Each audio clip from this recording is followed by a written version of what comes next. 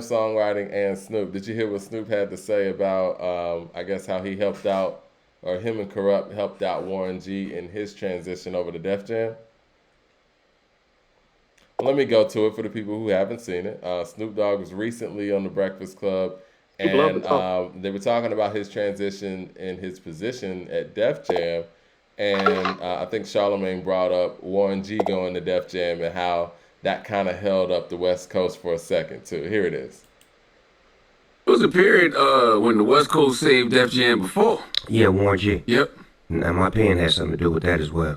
Oh, Joe, you wrote on Like I Regulator? said, my pen has something to do with that. That's a hip hop tidbit we never knew. I mean, because we was trying to protect the homie from Suge Knight at the time. Suge was taking everything, so we wanted to make sure Warren G had a dope record without him being able to get it. So we silently, me and Corrupt and a few others, went to work for Warren G to make sure that his record would be what it was. Wow. So y'all didn't mind him signing to Def Jam. Y'all didn't want We him. wanted him to sign with Def Jam. We all wanted to be on Def Jam. Def Jam was a dream label. You gotta understand, Public Enemy, Slick Rick, LL Cool J, EPMD. You understand what I'm saying? Like, this is foundation to hip hop for us. What do you get from that? Like, well, So go ahead. so verbiage is so key because a lot of what has happened is that people have been going around and saying that Snoop said he wrote Regulate. If He you never said listen that. to But if you listen to it, Charlemagne is saying wrote on Regulate, as in the name of Warren G's album was called Regulate the G Funk Era 2. The single was called Regulate 2. So he's saying right on Regulate. He's talking in relationship to the album, not the song. Now, Warren G came out and made a comment saying that he did not write the song Regulate, but he wrote this DJ. Well, And so, let me read what Warren wrote yeah, real quick. I'm gonna put it on the screen for the people at home. Warren G posted on his Instagram. He said the source. I guess he was responding to the source in their post. Says Snoop wrote on I'm sorry, excuse me. Snoop wrote on this DJ, produced by me, and Corrupt wrote Do You See Other. Man, the caps are crazy right here. I'm sorry. Let me start over. Snoop wrote on this DJ, produced by me, and Corrupt wrote Do You See. Other than that, I wrote everything else. Induced Smoke is a song that got me signed to Def Jam by Chris yeah, Indo Lighty. Smoke. Yeah, Yeah, Indo Smoke. Yeah, yeah, Indo Smoke. I So remember yeah, Indo Smoke. It yeah, was a yeah. I jam. remember that record. Got him signed by Def Jam by Chris Lighty, Leo Cohen, and Tracy Welp. Then Regulate was my first single, written by me and produced by me. Yes, Snoop Dogg did help with support. It's what we all did for each other, just like I helped with the Chronic and ideas for Doggy Style. I don't know what's going on, but Snoop is my homeboy. Yes, he wrote on this DJ and wrote Do You See. Other than that, my album was written by me.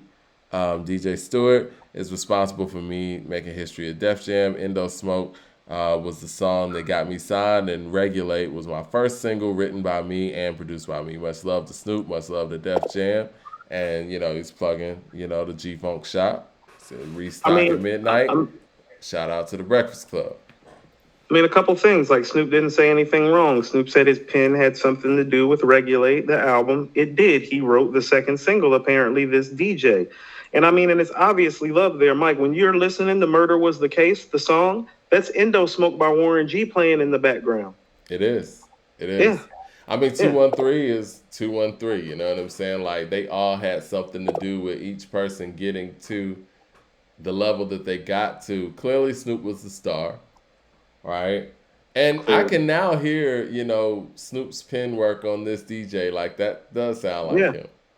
It's kind of Um, funky when you listen to the sound. Yeah, that sounds Behind like me, and Snoop when speakers you listen bumping. to There's it. a Yeah. smoke on the pad. Yeah, that This song was dope. DJ be Warren G. Yeah, yeah, Better yet, regulate, conversate. Yeah, I can hear it now. yeah. You can Because I hear it don't now like to when you're dream like, yeah, about getting paid. Play balls in the hall. A CIS, a Snoop Dogg, little brother, pound third. And yeah, I can hear it. yeah. But yeah, I think that is, man, I think we all would love an insight on who did what in those chronic sessions because I think that's where a lot of things are convoluted. I've heard Dad say that he, made a lot of the beats on Doggy Style, but I can hear that. I've heard Snoop say, yeah, Daz made the beats, but Dre produced the album. And I don't think in a lot of hip hop tenses people really understand what all that means. But yeah, I think back then what they did at Death Row, that was a team effort. That was a collective. It showcased definitely on All Eyes on Me too, where when Pac got freed, it was all hands on deck and people were giving Pac their songs. And Pac was Here coming through you with the go. verses. So I mean, because what the record with Redman and Method Man, Mom made up, that was the Dog Pound record, right? Yeah, yeah. I thought that was Corrupt and Dad's record. Yeah. Yeah, that was the Dog Pound record. I feel like California, well, not feel like California Love was a Dre record. That was supposed to be on Dre's next solo album that never happened on Death Row. Have you heard Uh-huh. the one that was just with Dre alone? I heard it a long time ago. It's been a minute. It definitely needed Pac on it, so it wouldn't have been what it was with two Dre verses. So that worked out for the best, I think. But yeah, All Eyes on Me was indicative of what they were doing back then. It was just a lot more blaring because Pac wasn't really a part of their nucleus at the time. He was kind of an Mhm. outsider, so it was like you could see how they were working, with how that project came together. So yeah, Warren G. Just I always thought it was odd that Warren G was on Def Jam and not Death Row, and I'm glad Snoop explained that part of it. Yeah. Yeah, I mean, also too, if I'm not mistaken, Daz did a lot of the beat work on All Eyes on Me too. So I he mean, did. he's important, man. Daz did a lot of All Eyes on Me. I think it was Quick that did a lot of mixing and mastering on there too. A lot of And and, engineering, excuse me. and So and Dog Food, Mike. Dog Food's a great album, and the production on there is ridiculous. One thing I will say, man, I hate that when we talk about Death Row Records, we always get caught up in the whole East Coast, West Coast thing. And I guess it's hard not to, but I would like to see a documentary on Death Row where they focused on the music aspect of it. Who was doing what, not talking about any of that gang shit, none of the violence, all that. Like, because the music is what made Death Row really stick like that. You know what I'm saying? Like, we didn't just fall in love with just the attitude of it or the image of it. No, The the music music was was there, hard. Mike. The Murder Was the Case soundtrack was Yeah, the fire. music was fire. I would love for there to be like a Fire. documentary where they just focused on that and none of the other shit because there's so much stuff that we're missing as far as Yeah. like what we know of how these things came together because we're always talking about the other shit, you know? No, Mike, like specifically like the Chronic, Doggy Style, All Eyes on Me, Dog Food, Yeah. like those sessions and what went on in those rooms and building those things out, and even Warren G's album, which was around the same time. Like, yeah, all of that. Like Mash all that up. we've heard like stories a million times over about so many records and how they came together, even like Biggie, Juicy, and all that stuff. We never hear how like What's My Name came together for Snoop, or you know what I'm saying? Like we never hear how these things came together sonically, No, and it's like it's some urban unfortunate. legend. And all of these people are living to be able to tell it too. And, I just hope that before, we reach that point, we do get some of those insides for these classic records and like Little Ghetto Boy and stuff like that. Like, I would love to hear how those records came together. Yeah, like I think, I mean, there are some stories like the day the niggas took over was Hmm. obviously like influenced. Sorry, my bad. Was obviously influenced by like the riot situation, and I Right. think they was actually in the studio recording when that like happened. And it's like, so there are moments like that where it's like, well, it's easy to contextualize, but it's like, no, it would be nice to know it's like, how these nuts came to be. You know what I'm Yeah. saying? And how the Like, beat came together. You know what I'm yeah, saying? like who Like, did that beat? Was that Dre by himself? Like who worked on that? Did Warren G help out with that? Did Daz help out with that? Because they're all around, they're all in the room. yeah. Like, how. Yeah, what happened when these things came together? Yeah.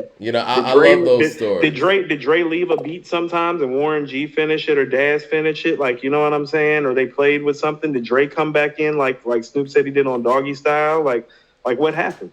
We posted I guess it was somewhat of a debate on the YouTube channel, and people, were going back and forth with it.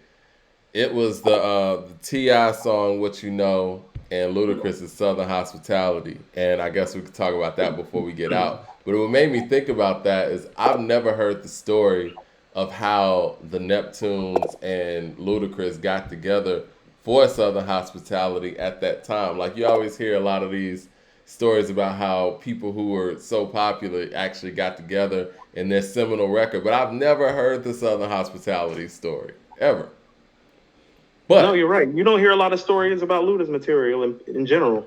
period. What song I've do you heard think about is Fat better? Rabbit. Fat Rabbit's the only one I've really heard. Ah, yeah, that's important too.